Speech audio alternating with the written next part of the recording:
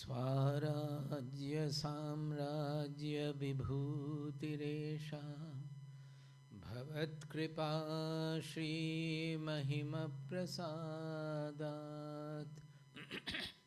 Prapta Maya Shri Gurave Mahatmani Namo Namaste Stu Punarnamostu Namo Namaste Stu Punarnamostu Namo Namaste Stu Punarnamostu Namastasmai Sadaikasmai Kasmai Chinmahase Namaha Yadetad Vishwarupena Rajate Guru Rajate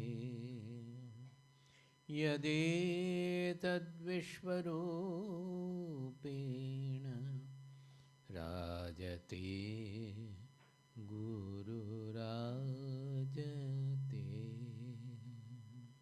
Hari Om Tat Sat Jai Guru.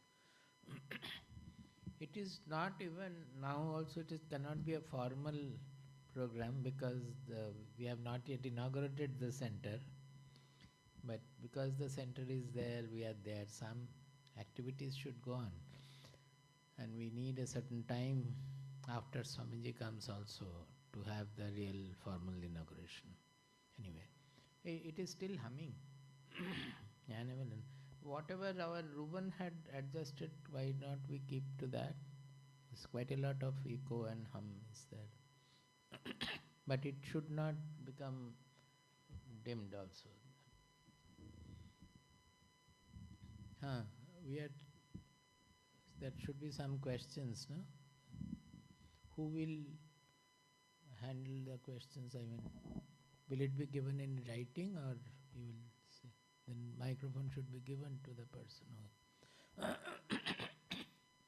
Swamiji, I think we have not got it in writing, but we have some. It's okay today. Okay. You need not write it. It is okay. Can we have somebody to get the ball rolling with the first question? Yeah, Jnana Selvi. Jai Guru. Your name I have forgotten. Anand. Anand. I changed a lot. I put on some weight. The beard also was not. Yes, yes. Yes, Swamiji. My first question is, I've been studying this new posting in pediatrics, which I've been reading. Pediatrics.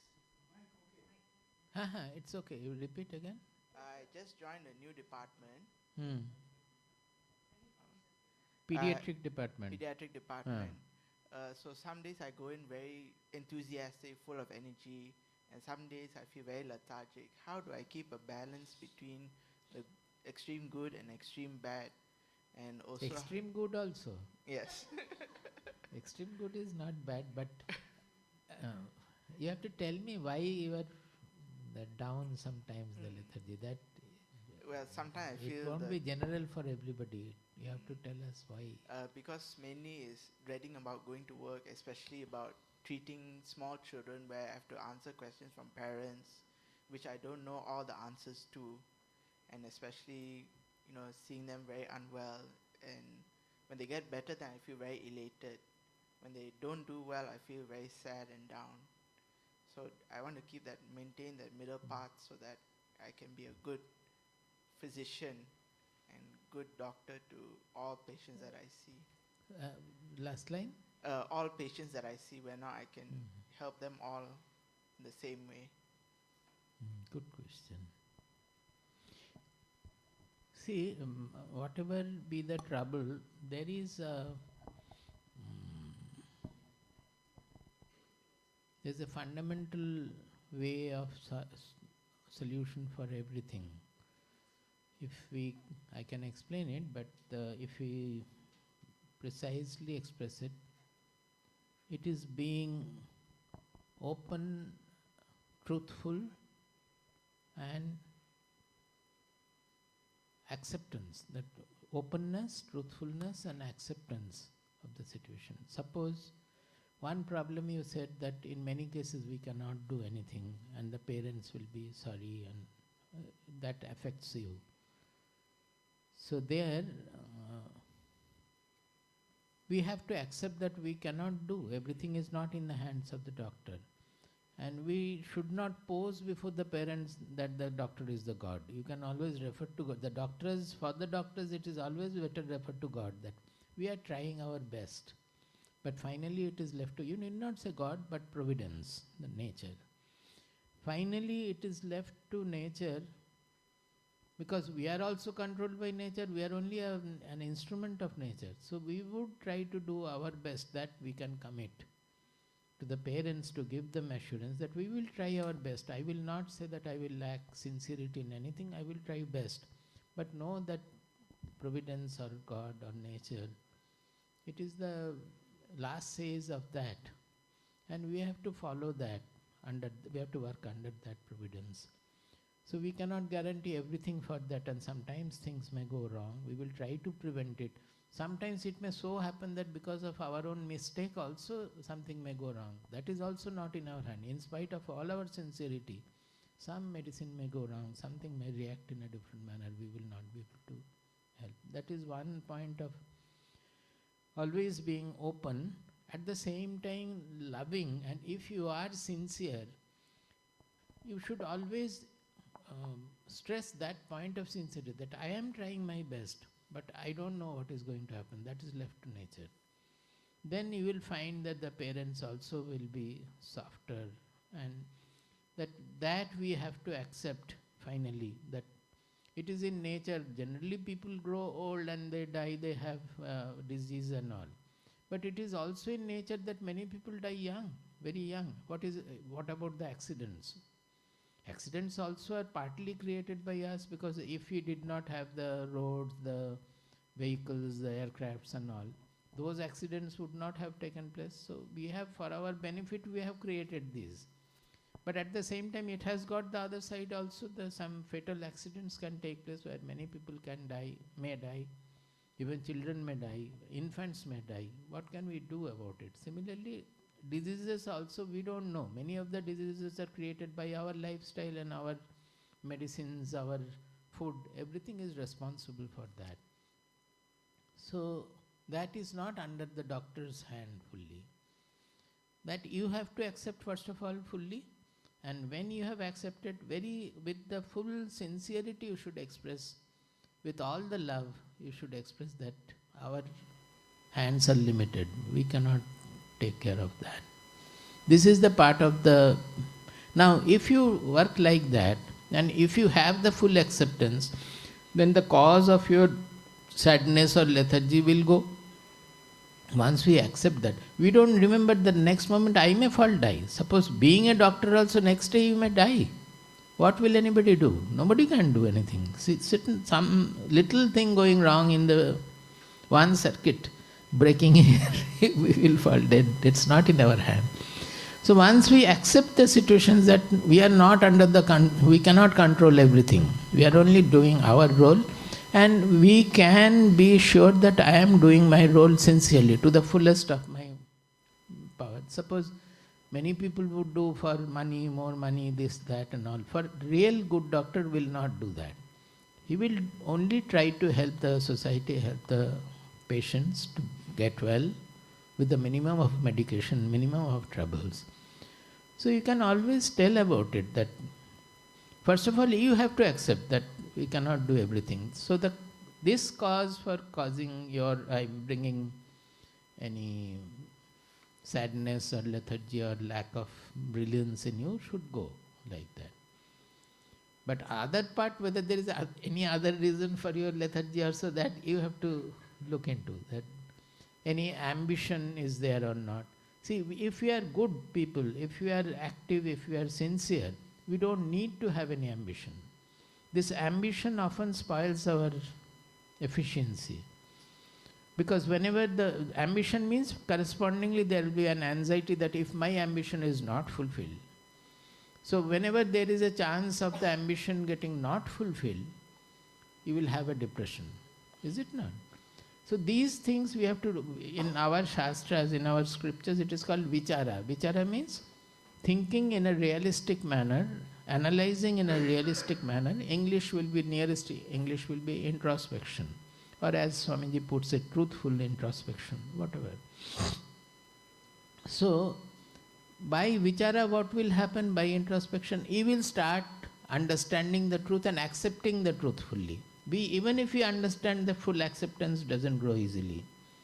When it grows, you will be free. You will feel free for anything happening. So those causes of the other, when the ambition goes, then you will try to do your best without being anxious of whether I will become a very good doctor or not. If your becoming good doctor is every moment you should become a better doctor.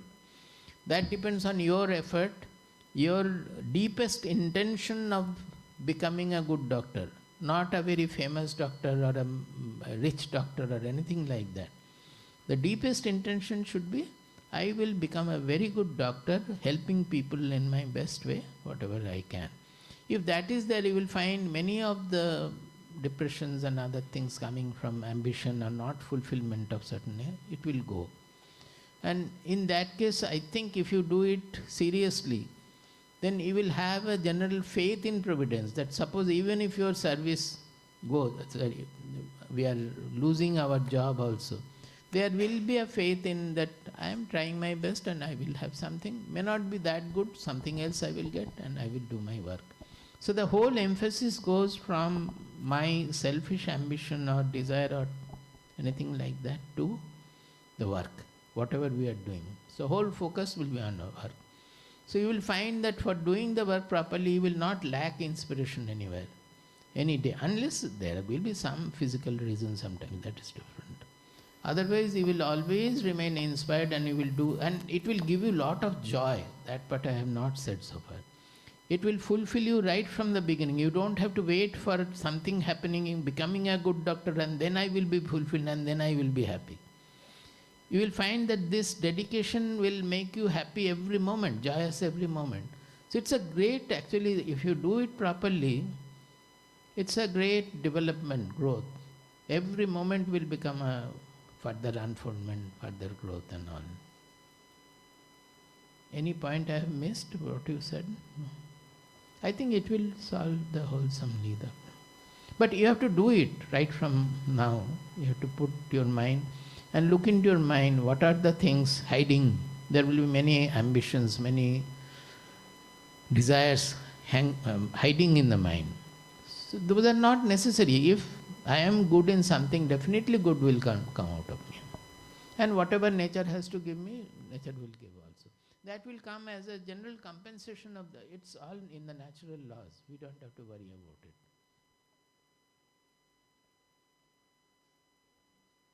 In Kathopanishad, some of the verses which we do not generally give importance because they are about the karma kanda, we say rituals, the yaga, yajna, etc. Olden days people is, now nobody does. But whatever they have said there, it is equally applicable to our work also. They were doing yajna and all, the sacrifice, fire sacrifice and all. But it is equally applicable to us who are active. There they have said that if you have done these karmas, that various kinds of yaga, yajna properly, sincerely, following all the methods which had been stated in the scripture, then when you leave your body, the heavens, your path will be ready for going to the heaven. Because karma kanda, the yaga, yajna, always the afterlife is involved there. So they will be calling you that come, you have done lot of good work. Here is your life. Or, they will come with a garland and they will put and they will welcome. Actually, it is not necessarily that there should be a heaven or there should be this going to the heaven. If we do our work properly with full sincerity, you will find others are ready to, even they will call you. Why don't you join our institution? Why don't you join this institution? It automatically the openings will come to you. You don't have to do anything for that. You have to only do your work properly and learn properly. Is it okay? Pranam Swamiji. My name is Jnana Selvi. A very deep question. And my question is, there's a lot of fear that I may die and that I may not have fulfilled the reason for this birth. Because my father passed away a few years ago, and at the funeral, a lot of people were talking about all the good things he has done, the amount of lives he has touched. So the one question that got me thinking with a lot of fear is, who's going to say any nice things about me if I die? So how do I make my life purposeful, meaningful, and fulfill the reason for this birth? You tell me first of all, what is your purpose of life? I don't know, Swami. But you are saying that I have a fear. First you started, I have a fear that if I die, then the purpose for which I am born will not be fulfilled. So to fulfill the purpose for which you have been born, that purpose has to be known first. So what is the purpose? You have to tell me what is the purpose. How do I know what the purpose But by dying, that purpose will not be fulfilled, you are saying. By dying, the purpose might be better fulfilled also. If you don't fulfill your purpose by living, then it may be better fulfilled by dying also, who knows. So first of all, we have to be know that is there a real purpose? If at all, what is the purpose? Why it became very warm suddenly? Something has got stopped because they are given a time setup and all, so it is often going off according to that. Those time settings have to be removed. That one also is closed.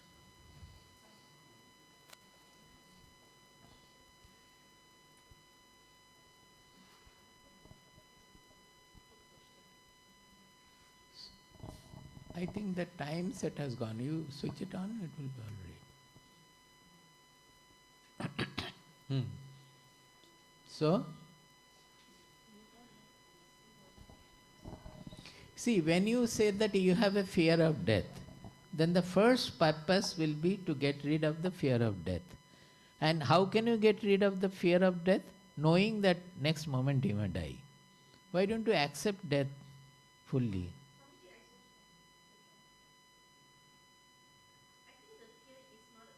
dying, it's what if I don't fulfill that purpose? No, first you said that I have a fear. You started with that. So you have to take back your... Yeah, true. So Actually, it is what you said first came out is true. That you have a fear of death.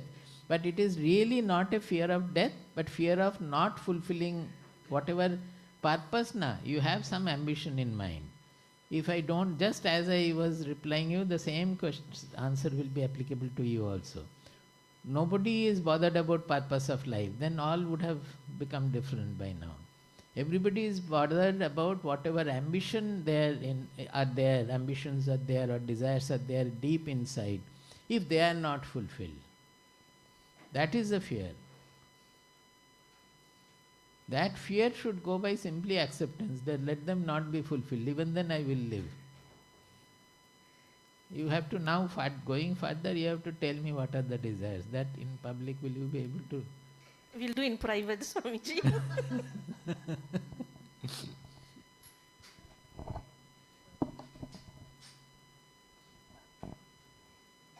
See, the purpose of life is to be truthful. Nobody is listening to our satsangs. The last Tuesday satsang I have explained in great detail that truth, generally we say that it is only to speak truthfully. It is not so. The actual truth is a very deep and living parameter, if you can say.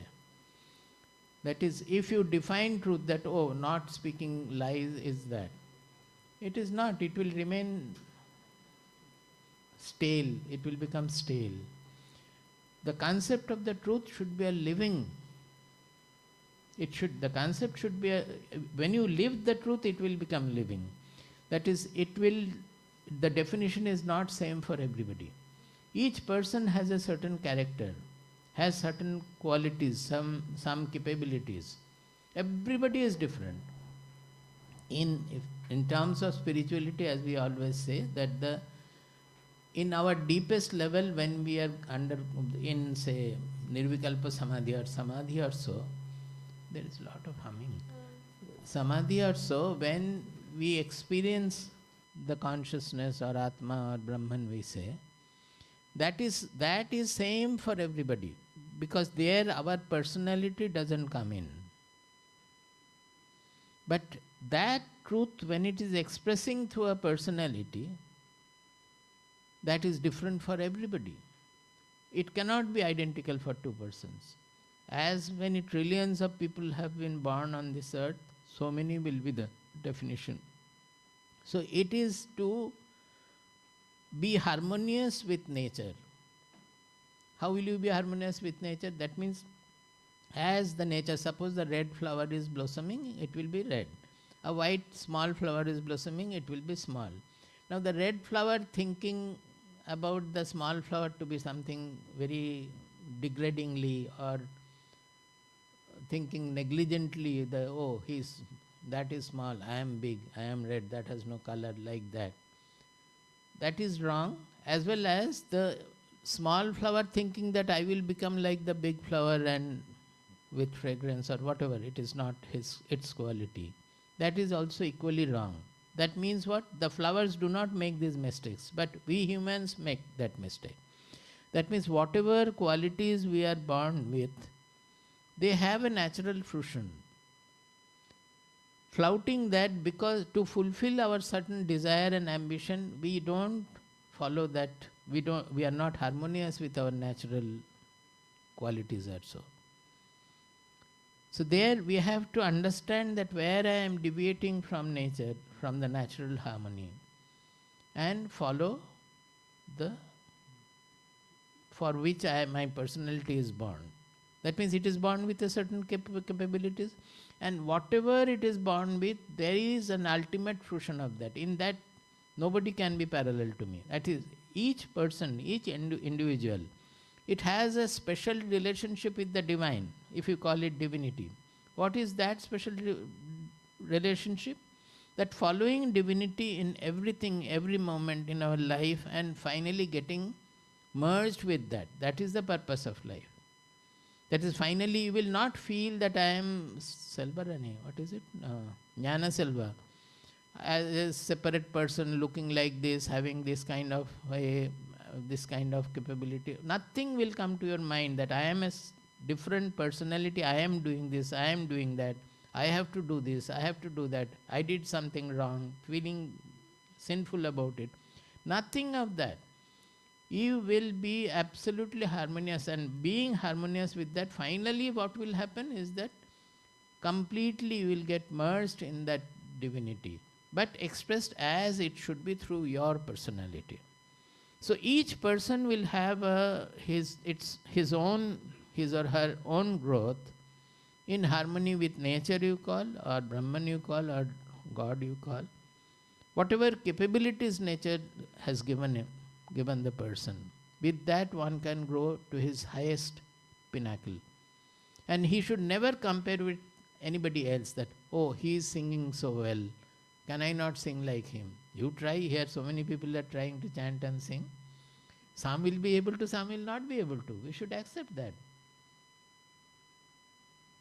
If I have a hoarse voice like a donkey, better you will start singing like a donkey and be harmonious with that. But as a human being, nobody will accept you if you shout like a donkey. So some qualities each person will have. That we have to know, and we should try to be harmonious with that, take it to its final fruition. Never comparing with others that he is like that, she is like that, I should be like this. That is the purpose. And in that process, if I am supposed to die early, I will die. If I am supposed to live 100 years, then also I should not worry. Even if I become non-functional at that point, I should not worry. I should live as long as people allow me to live. It should be a very easy, we call it sahaja state. In Sufism, it is very much advocated. Sufis, they are given to this easy Their songs you will find they have that natural, easy, harmonious tunes. In our spirituality also it is very much there, but people don't know because we don't have a cult like that. We have a cult. In Bengal we call them baul. They go with that single word, ding ding ding ding ding ding ding ding, and sing, dance, sing, etc. It's quite a big population of baul we call them. They don't stay anywhere. They go around. They have their own settlements and all. They are always paribrajakas. No, I am not asking you to become like that. You should become like you.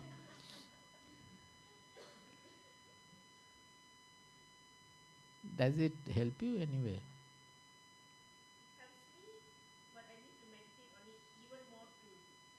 Now that you can always try to understand. That is what the living, the truth is never ending. It will never end. Even when you die, it will not end. But it ends, in one sense it ends that the effortfulness will not be there after a certain time. Once you discover the tune and you start living in tune, then you will find that you have become effortless. No further sadhana. Sadhana will go in its own manner. You cannot go without sadhana. It will get to higher and higher perfection, but no question of will I be able to reach the goal, this and that. There is no goal. The path is the goal.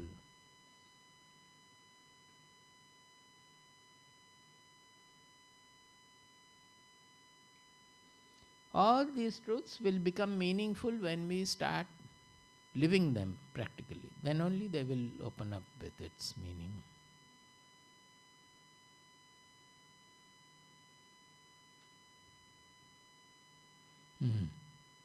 Anything else?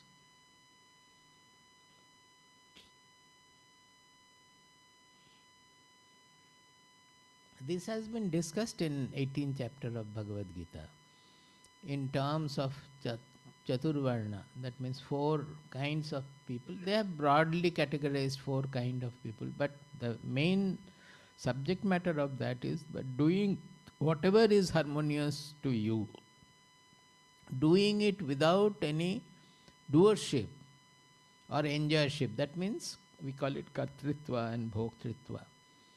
That means 2 things. One is that I have done this, I have to do this, I will do this kind of that I part.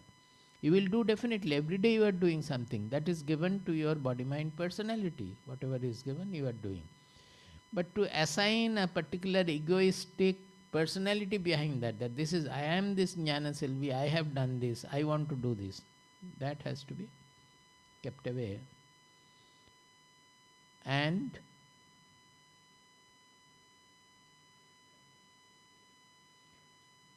whatever is harmonious with you, that is defined in Bhagavad Gita as swabhava, swabhava karma, swakarma, swadharma.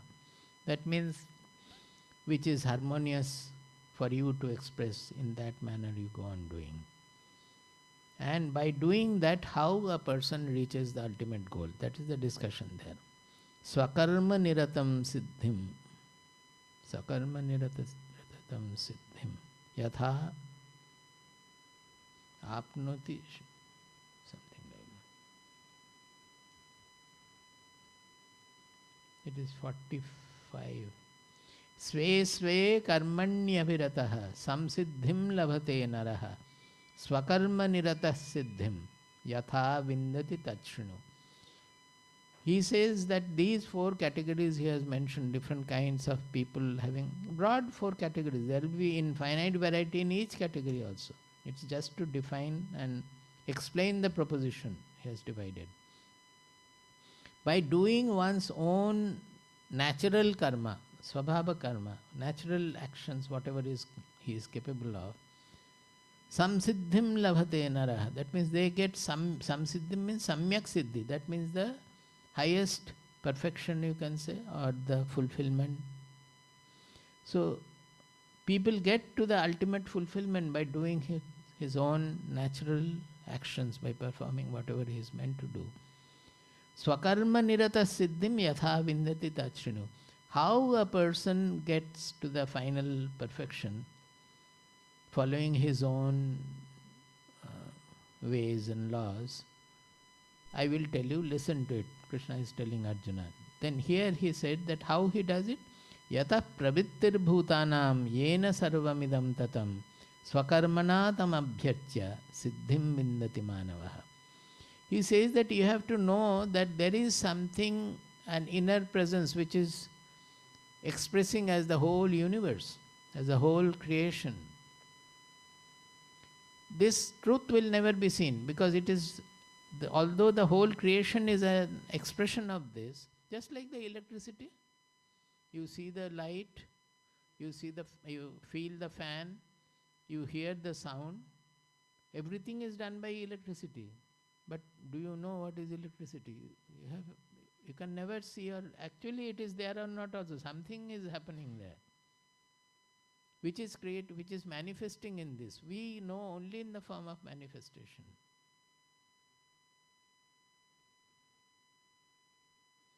So, yata pravrittir bhutanam, from which the whole creation has come.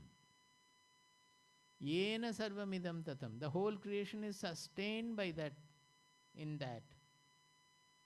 Swakarmana tam abhyarcha, you worship that truth by doing your destined action or whatever you are fit for doing.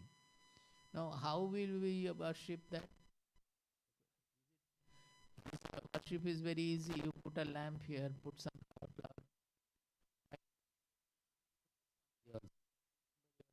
your wife or somebody else. Even when the puja is done, remembering God while doing these.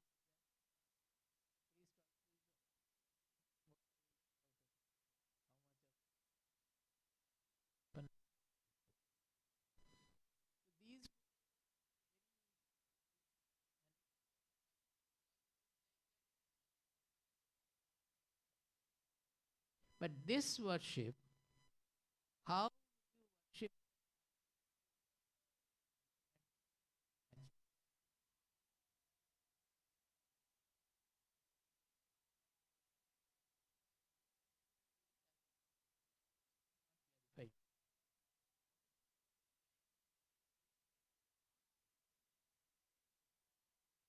in prestige or more proud, and then I will become happy. In everything we do this, I will become. When you can forget, then the enjoyership is gone. Do you understand that? I said two things, doership and enjoyership. That enjoyership from the mind is gone because the whole idea of enjoyership is based on a delusion that by getting something from the world, I will be happy. Happiness is there. Like nothing from the world.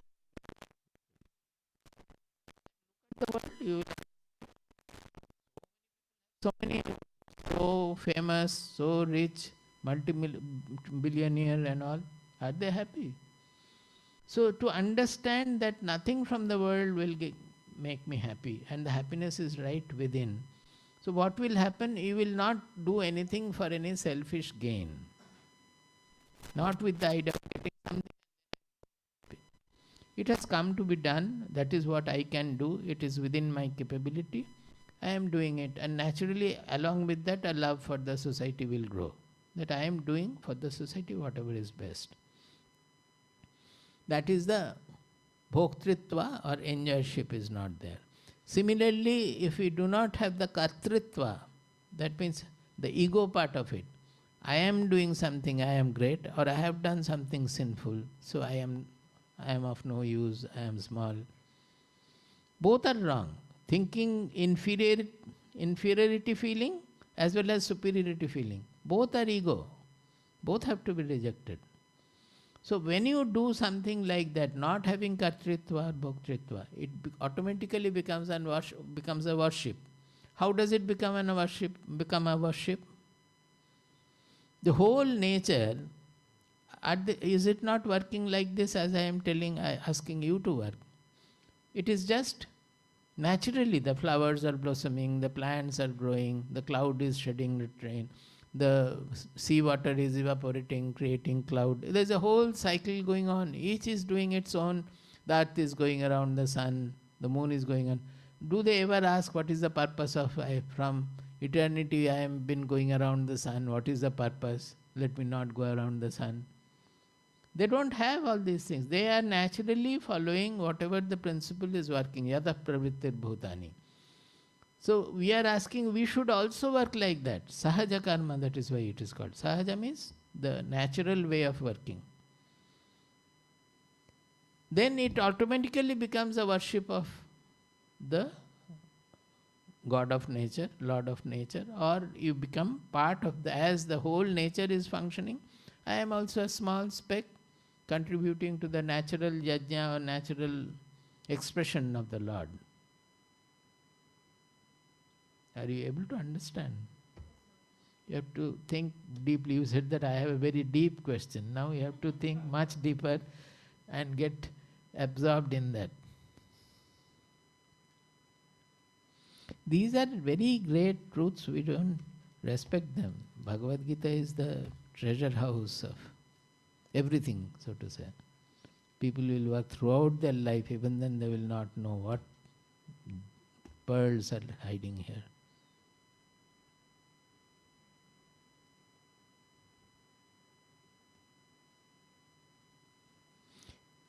See, this, I was speaking on Mundakopanishad in the global satsang. So naturally the shloka, the hymn or the verse came that Satyena labhyas tapasa hi esha atma. Then there are further Samyajnanena brahmacharyena nityam. What is the next line? Antasharire jyotirmayo hi shubhro yam pashyanti yataya kshina. All these things are there. The first line I am saying, Satyena labhya tapasa hi esha atma. He is saying that Atma is obtained through Satya. Satya means truth. Now, Satya, we know that the ultimate truth is Atma only. That we know. But when they are saying that through truth, it means they are indicating a dynamic state. Is it not? A sadhana. Tapasa means by austerity, by tapas. Similarly, Satyena, Tritiya Vibhakti. By Satya. So what is that? If somebody speaks always truthful, a person who is always truthful, will he get Atma? Will he become knower? No. It is not just truthfulness, it is something their meaning. So what is that truth in that which we have to follow in life, live the truth? What is the meaning of that? So naturally it will come, it is not to just speak whatever is the truth, not to speak the lies. It is not so. We are not remaining truthful even in our behavior. We are trying to pose which I am not really so. Is it not? Even your doctor's question also. If I am trying to pose I am a greater doctor than I am, it is untruthful. So, and what are you going to do? You are going to help with your knowledge, whatever you have learned, practical as well as theoretical knowledge, whatever you have learned, you are going to express that. So why not keep that always in mind and work accordingly? But we always suppose if I am given to a certain thing which I can do very well and I leave that and try to do something which is not harmonious with me, then I am not truthful. There also I am not truthful.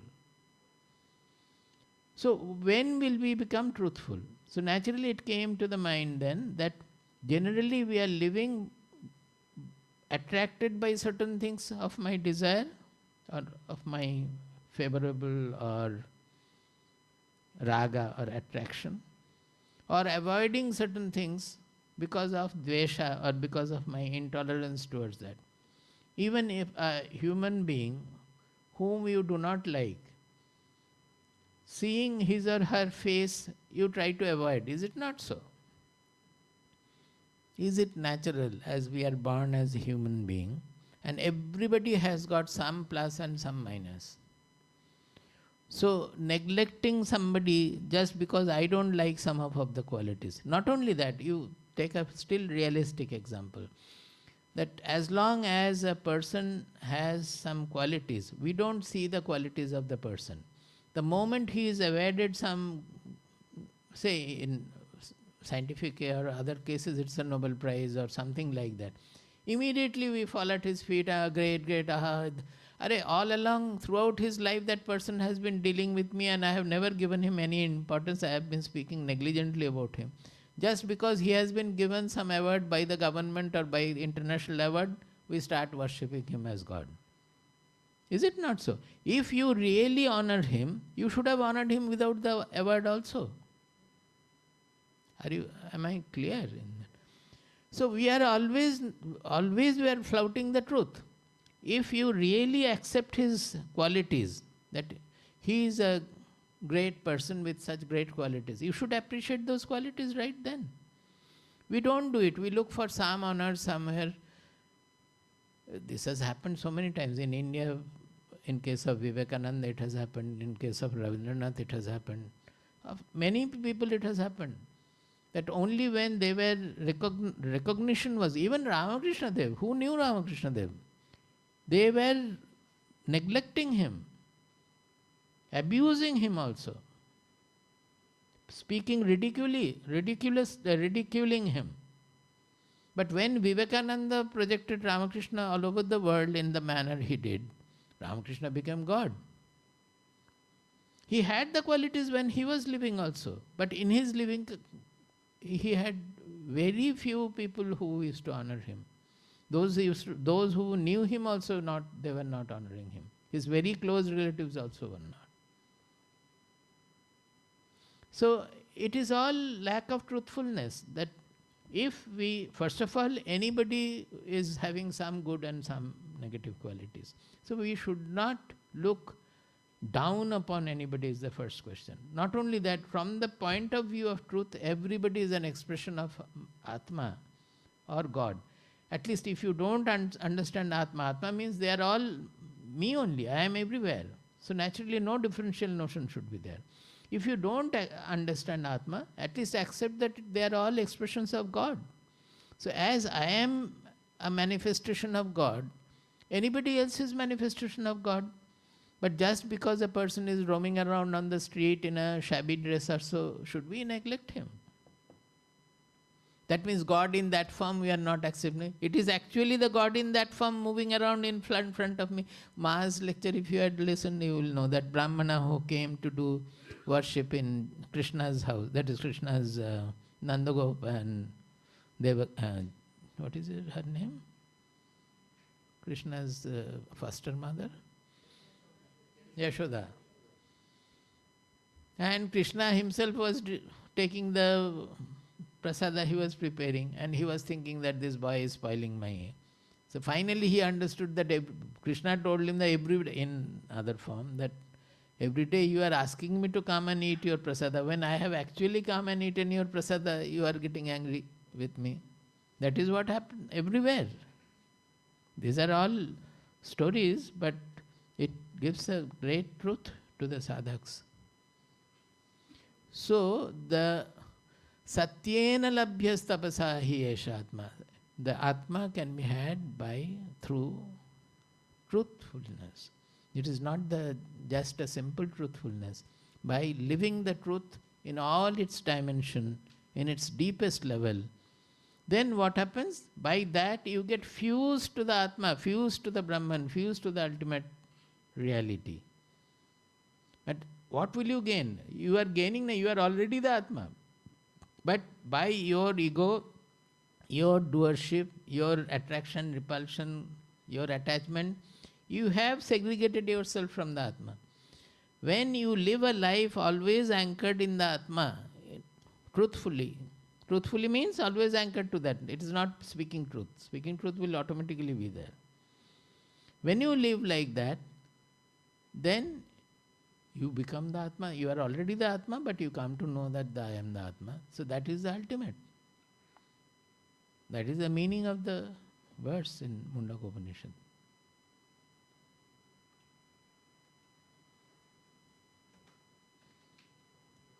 So you said that you have a deep question. At least I think it is deep. In this manner it is at the deepest level. So. Swamiji, there are two questions online. The first one is from Ram Niranjan Lohia. The question is, how does one assess whether he is progressing well on the path towards his ultimate goal in life? That's all? Yeah, that's the first. I'll do the second. That anybody can assess, and he only can assess. It is not even for the Guru to assess so much. Although the Guru knows, but it is for the sadhak to always understand whether I am progressing or not. We always say that it is, you will know by looking into your own mind, that nobody else will be able to look. That is the affectation coming down or not. Earlier you compare with your earlier life that in a similar situation where I used to get very angry or very affected or depressed or whatever, am I getting similar now, or am I getting more affected now? If you are getting more affected, that means it is not progression, it is regression.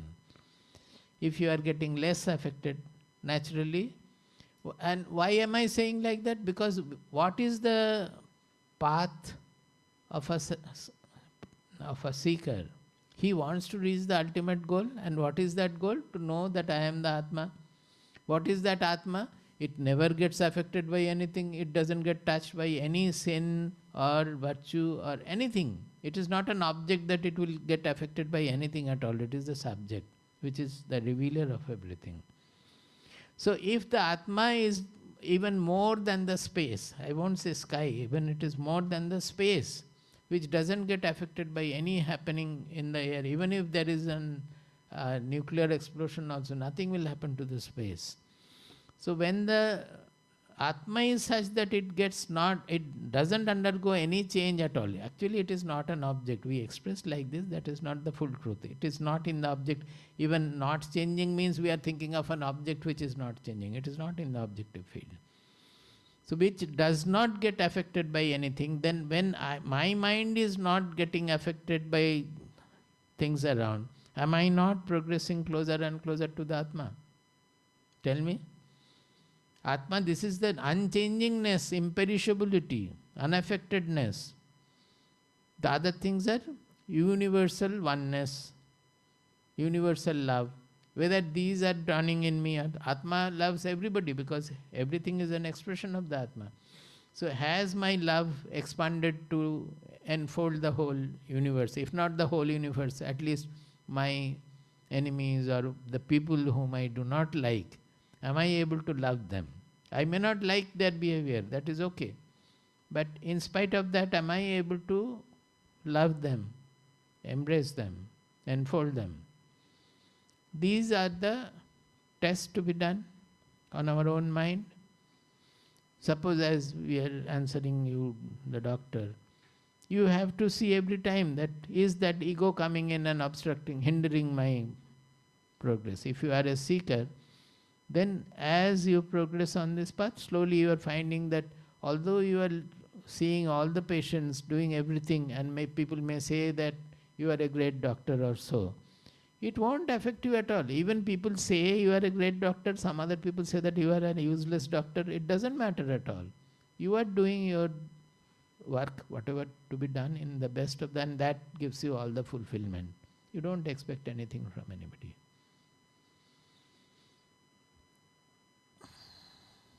Is it okay? There's the second question online from Laja Nagpal. How to control the mind which jumps from one thought to another? First of all, this control, how long will you do? If you control for some time, after that it will take a long jump. Now it is jumping small jumps. So that control is not the way. Initially some control is necessary. Without that you will not be able to study also. Suppose as a baby, you don't control your mind, we will not learn anything. So some control in the as an infant, as a baby, as a boy, as a girl, it might be necessary. But for a spiritual growth, control is not the way. It should automatically, as you approach to knowledge and understand the uselessness of what the mind is doing, automatically the mind will change its nature. So it is not like we say monkey mind and monkey mind. Actually, human mind is not the monkey. We have to know the capability of the mind. That we will not ordinarily know. To realize, to have a full knowledge of that, we have to again analyze and see that from childhood, how much you have done, how many thoughts have crossed your mind. It could be millions and trillions, every moment thoughts are passing. Somebody will have to calculate.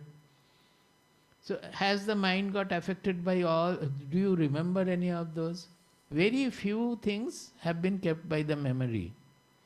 Otherwise the mind is constantly undergoing these changes, hosting this thought, that thought.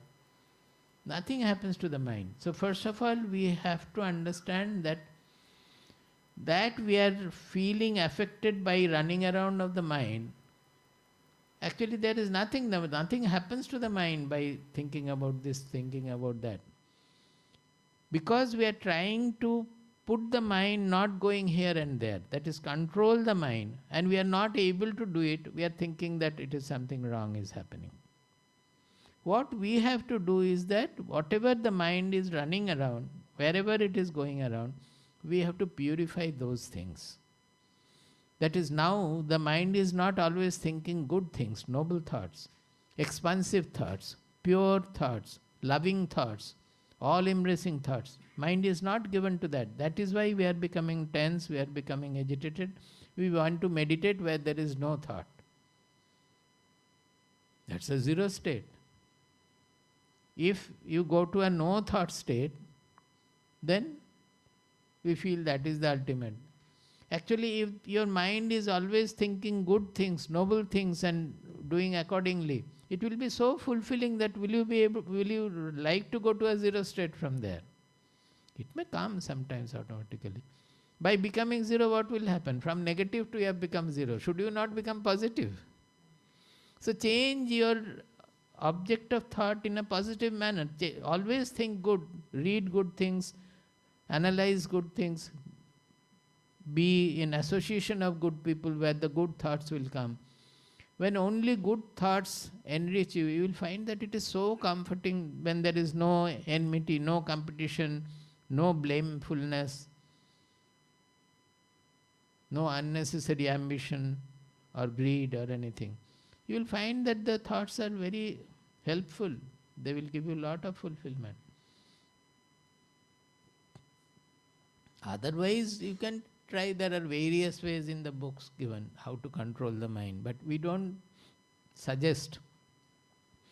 That is not the ultimate. The ultimate is to have a very good mind, and the mind is capable, it has unlimited power of fulfilling us. Actually, it is the mind which becomes the Atma. All the qualities of the Atma, they adorn the mind. That fulfills us. So we should not try to control the mind, but give it only good thoughts, good reading, good analysis, so that the mind always remains expansive.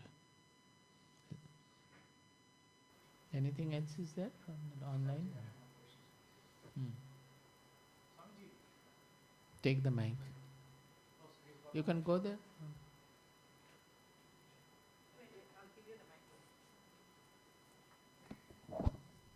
You can go here so that I can see you. What happened? You are not asking? He had asked. Achha, okay. Evening, Swamiji. My name is Vijay. I'm an entertainer and also a little bit of construction work and stuff like that. My question is, I have a lot of people always tell me that I overwork myself, even though I do have some health issues like back problems and all that. But I will admit I'm very stubborn. I'm like a mind over matter person. Like pain comes later, work comes first. So a little bit of neglecting other people like loved ones and that because of work. So I just need a little advice from you.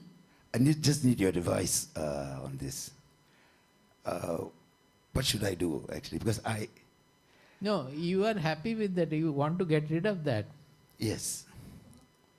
I'm So very, listen to the other people. Don't overwork. It's so simple.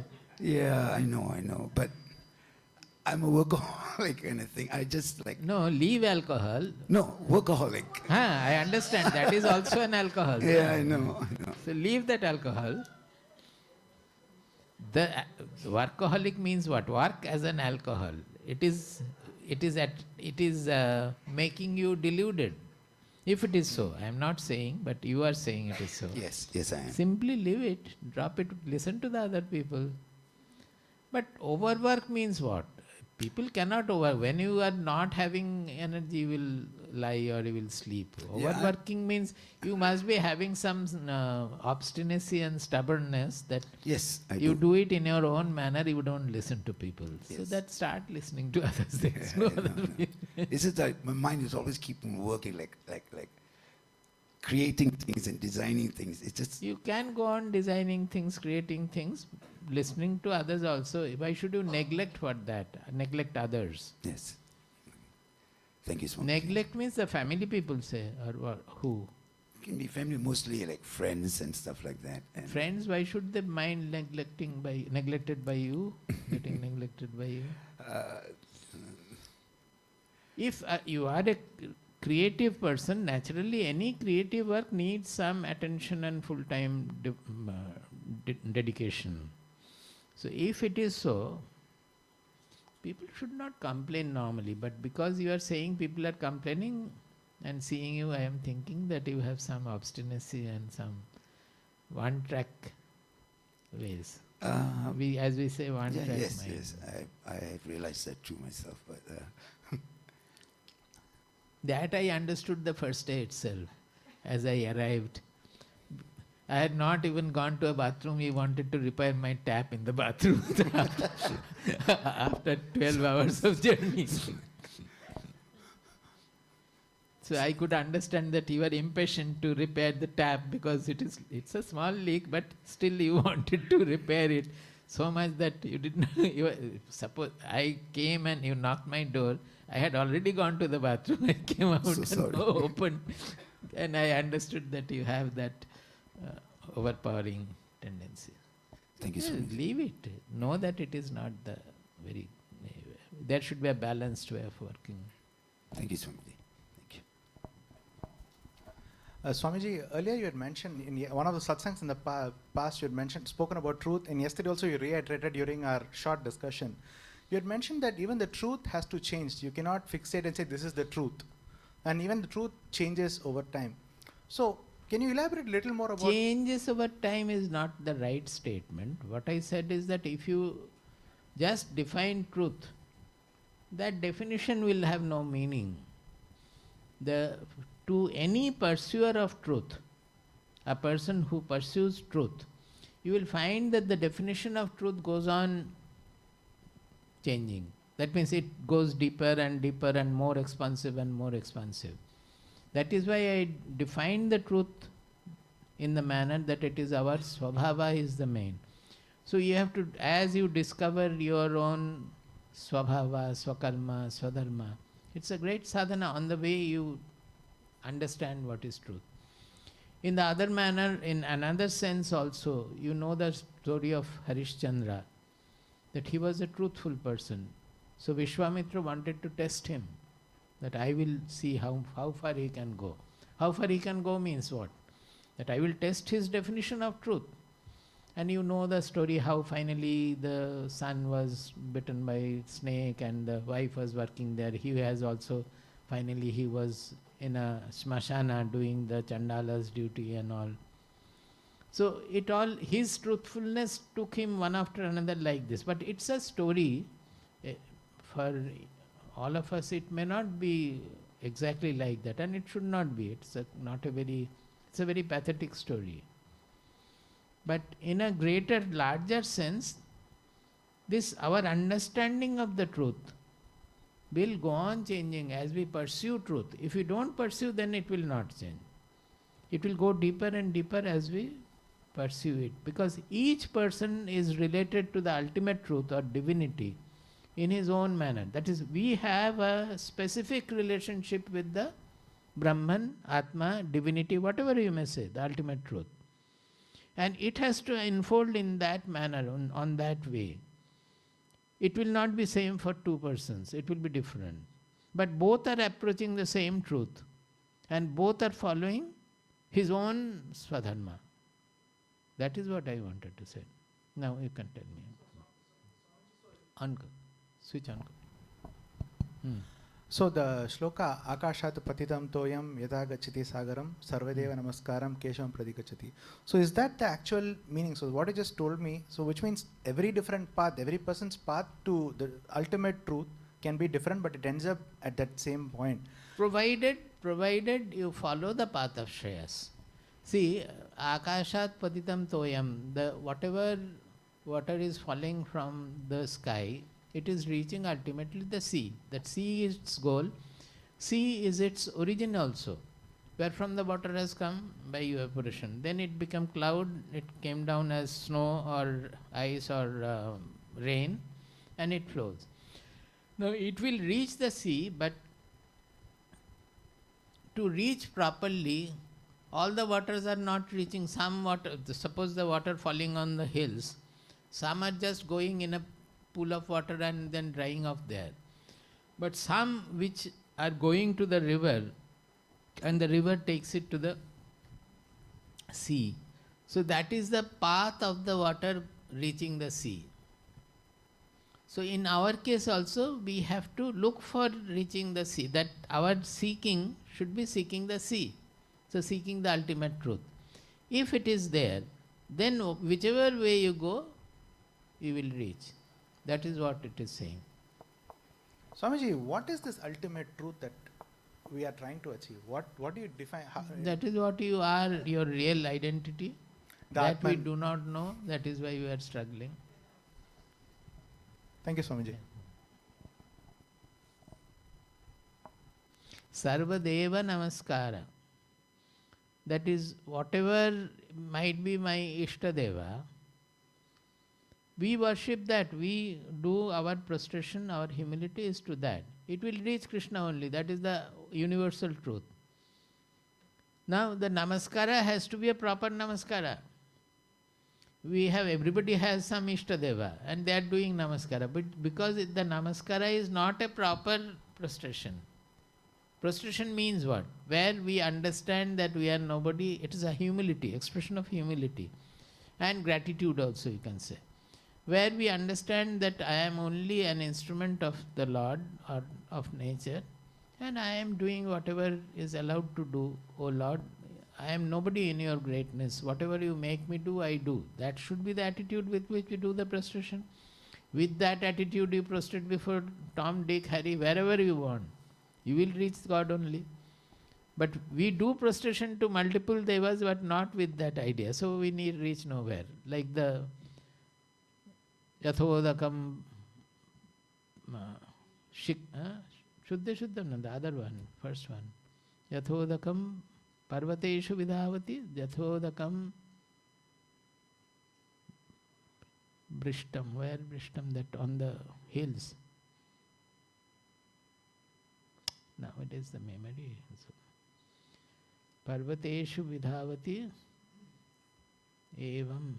That is, for them, they may worship various deities also, but not with the right attitude in the proper manner. So the Namaskara has to be proper. This is what everywhere it is the truth. That what you are doing, you have to do it remaining anchored in that inmost reality. Then it is okay. Prabuddham vimuktam vikaradihinam prasannam sada nitya bodhasvarupam परं निश्चलं निर्गुणं सर्वरूपं भजेऽहं सदानुस्मरामि प्रणौमि प्रबुद्धं विमुक्तं विकारादिहीनं प्रसन्नं सदा नित्यबोधस्वरूपं परं निश्चलं निर्गुणं सर्वरूपं भजेऽहं सदानुस्मरामि प्रणौमि